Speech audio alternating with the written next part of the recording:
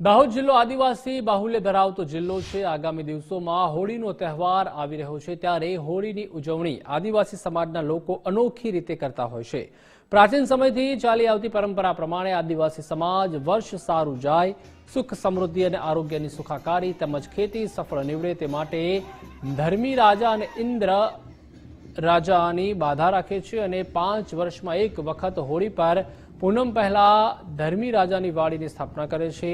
9 દિવસ સુધી સેવા પૂજા કરી 10મા દિવસની રાત્રે આસપાસના ગામોમાંથી મોટી સંખ્યામાં લોકો એકત્ર થાય છે અને આદિવાસી સમાજનું પ્રતીક ગણાતા એવા ઢોલ સાથે લોકો ઢોલ વગાડતા જઈને નૃત્ય કરતા હોય છે અને ત્યારબાદ વાડીને પધરાવે છે। આસ્થા અને શ્રદ્ધા સાથે જોડાયેલી આ પરંપરા પ્રાચીન સમયથી ચાલતી આવે છે।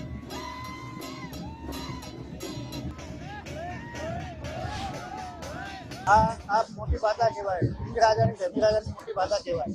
એમાં આ બધો મોટો મેળો થાય, એ મેળામાં કોઈ સારા માણસો બધા આવે અને સારી રીતે ખુશી મજા માણે, એટલા માટે આ બાધા કહેવામાં આવે છે।